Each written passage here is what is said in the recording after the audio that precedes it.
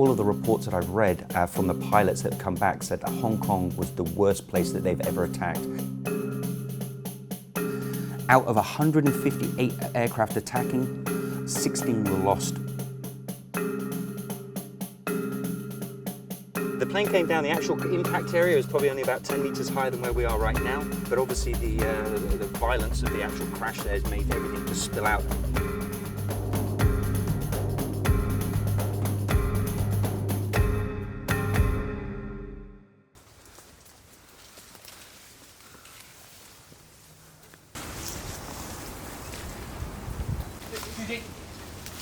I've always had a passion for history. I was born and raised here in Hong Kong, and I just remember from a very early age just being very much into all kinds of military history and loved that you can just go out, you can go exploring, and you can stumble across stuff that probably somebody hadn't seen for a long time.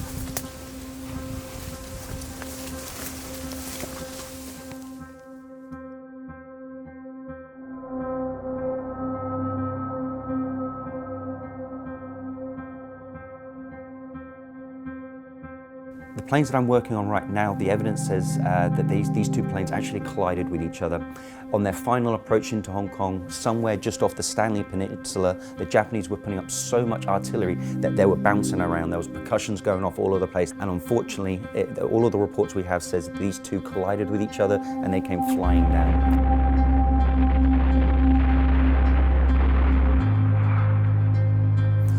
Hong Kong was a very strategic place. The US Navy wanted to hit Hong Kong for a couple of good reasons. First of all, a few months prior, they were in Leyte Gulf, and the Japanese had just started to release a new terrifying weapon that the Americans had never seen before, kamikaze planes. These kamikaze planes were coming from Taiwan, they were coming from Hainan, and they were also coming from some sort of airfields in Canton as well.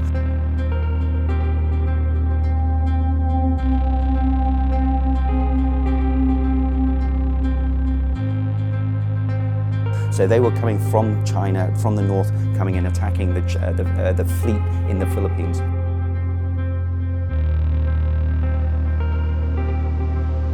So what the Navy wanted to do, they wanted to put a big barrier between them and the landing forces, and that's what this task force was.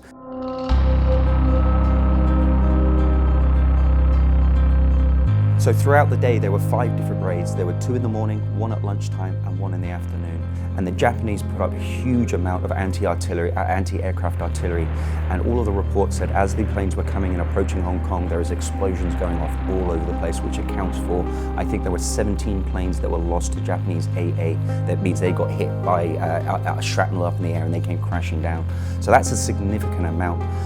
All of the reports that I've read from the pilots that have come back said that Hong Kong was the worst place that they've ever attacked. And these are very experienced pilots. So that kind of gives you an idea of just how intense this was and why so many planes were lost.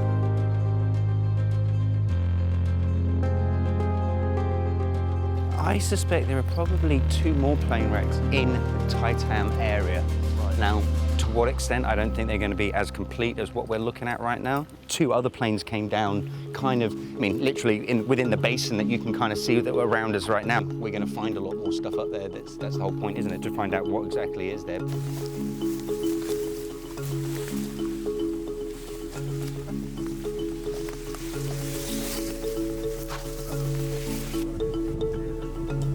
We are probably about a quarter of the way through up the hill, and we're heading all the way up to the very top and along the crest and down a gully, and we'll find out what's around. But I think we've probably got about another 40 minutes to get to the top.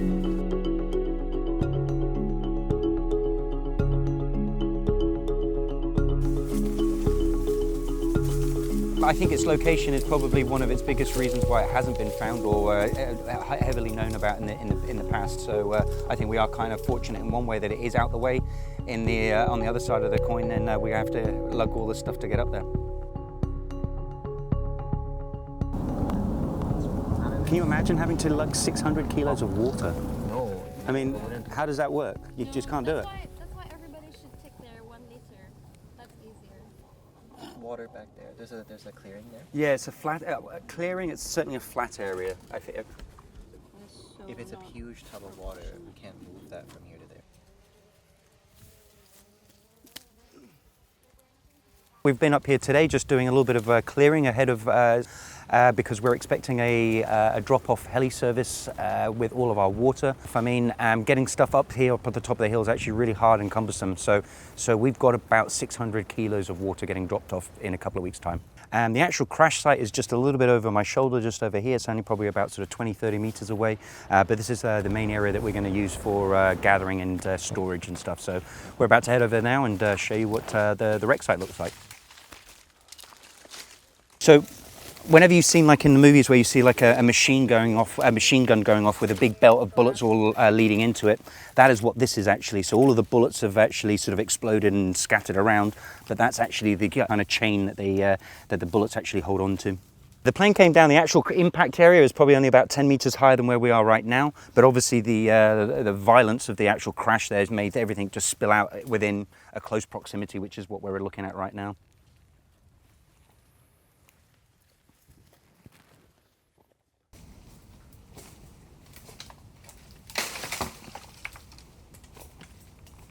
It took a lot of effort to try and get up here. I mean, there were many weeks and stuff I came up here at weekends and found nothing after a lot of effort. So from finding the initial piece and doing an extended search, going bigger and bigger, finding bits and pieces and slowly trying to hone in which areas I think was more populated with artifacts, it took me about 3 or 4 months to find this location here. So this is where the plane actually hit the ground. Might not be able to see it right now because of the greenery, but there is clearly about a 5-meter gouge on the top of the hill here, and underneath me here are some really big heavy bits of machinery, starting with the actual propeller. We've got bits of engine over here, we've got landing struts over here as well. So I am standing in the very center of where the plane hit the ground. The history of World War II is quite complicated because there are a lot of different histories interweaved together. So what we do as archaeologists to try and get at the human story, because you can relate to people through these stories of the past. My name is Dr. Michael B.C. Rivera, and I work at the University of Hong Kong as an anthropologist and archaeologist. On Project Avenger, I am the lead archaeologist in charge of the surveying, the studying, and the recovery of some of the pieces of the TBM Avenger that crashed in 1945. It is very important to me since I grew up in Hong Kong, and so now that I'm back, I'm really happy to be working on how we can actually investigate this past landscape and figure out what stories we can tell that are about people who were here in Hong Kong trying to do the best that they can to defend Hong Kong. Because of the COVID-19 pandemic, travel wasn't as easy, and so what's happening now is that we're going to use cloud technology and virtual archaeology methods to cooperate with those experts in the US. Every day after our recordings, after we take a lot of photographs of the site, we will upload these onto a cloud, and the experts will be able to consult and advise us on what we should do before the next morning. Good morning, everybody. This is exciting. You cannot imagine how long we have looked forward to this moment.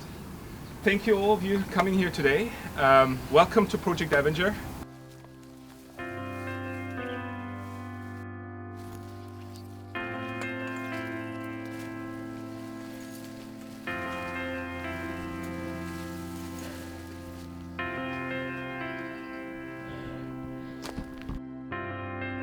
Really, this whole zone, this whole ring, this whole area you can see, this whole dish in the hillside here is effectively the crash site. So you are going to find archaeology that is trapped amongst tree roots and under main branches and things like that. So you've got to bear in mind that what you're going to be looking for and encountering is literally going to be anywhere. It's going to be hard. Great. All right.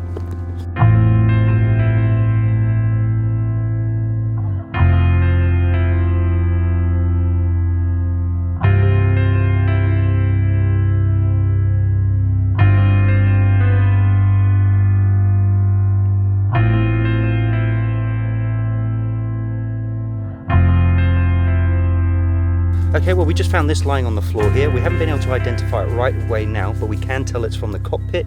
It's clearly a dial here. This is some sort of a plastic Bakelite, which is what they would have used back then. And we have actually found some other bits of instruments from the cockpit as well. So this area here seems to be a bit of a hot area for that stuff. From my perspective as an archaeologist, I'm very concerned about recording the context. When we record a lot of detail about the appearance of a site, we can actually sometimes find things that we would otherwise miss. You know, whenever you lead a big project like this, there's always nerves. You always are anxious whether all the things that you thought you were planning are going to go to plan. In my books, it went perfectly. I can't wait to, you know, carry on and see what the next coming days bring to us in the project.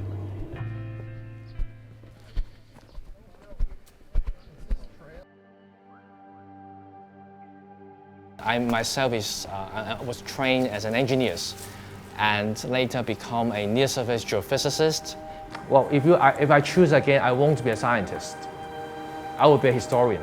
My real, kind of passion is actually on history. But now, I'm glad to say, make use of science and technologies on history. So I was here 6 years ago, actually. One of the first with Craig. It was unlike this, you know. But this time we bring a lot of the gears with us. I know. We actually doing utilities, most of the water pipes, the gas pipes. But now we are onto the plane. But anyway, so nice to be with you. And if you have any questions, feel free to ask us.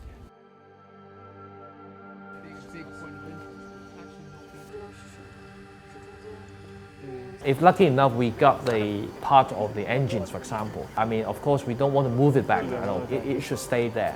And to record it, we can do it totally non-destructively. Then we can make a 3D model, which we call the point cloud model. Okay, Alex. And with the positionings, we know where it is. Then probably the whole storyline can be formed. Like for example, how the plane crashed. It's like wartime archaeology, I would say.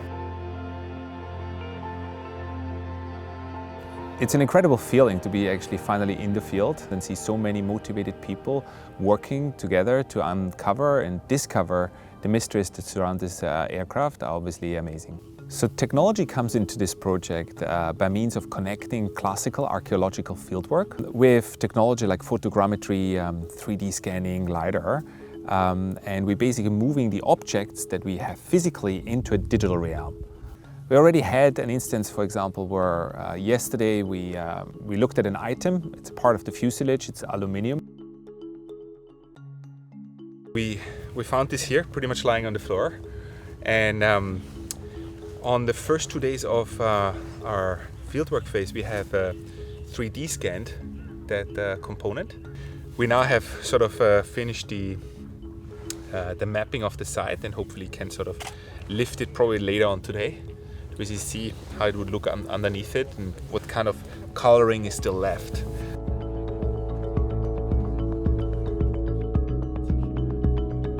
So on day one, we wanted to investigate this airplane, this TBF Avenger, and try and find evidence that would prove that this plane crashed here, and it can't be any other plane, especially the other Avenger that it crashed into. And we believe that we've achieved that goal by finding this huge piece of fuselage, a couple big armor plates that were very distinctive and wouldn't have been on the other plane or any other plane. And those are great because we can compare that with what we found and prove without a doubt that we have this plane and no other plane.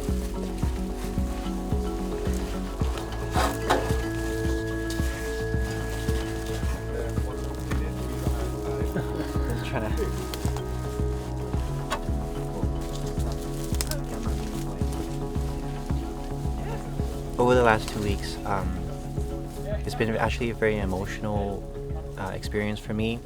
There aren't a lot of archaeologists working in Hong Kong, so I'm one of the very few. It wasn't always very easy to pursue this career path. When I was being trained in the West, I didn't really see a lot of people who look like me doing this job.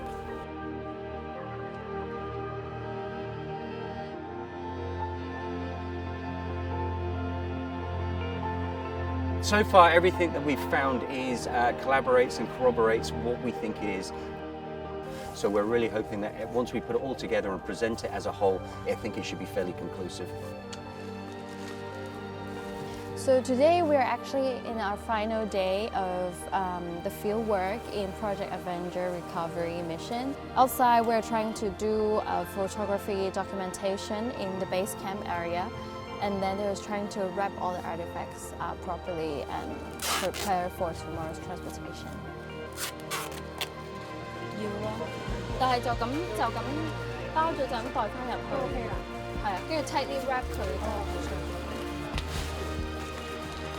In total, I would probably have to guess that I've been up to the site probably about 50 times since the initial piece that I found up until about today. Roughly around 50, could be 60, could be 70. Yeah, it's kind of mixed emotions. I mean, this is the accumulation of sort of 10 years of work in patience, really. So by the time we start taking the tents down for the final time, there'll be a bit of an emotional moment just to take a moment and to remember what we've done and the achievements that we've got so far. And right up here on the very top here is what we have made as a little memorial. It brings closure to the family. They had very little information about their relative. Gunnar Lewis, Bill Garron is what he likes to be called.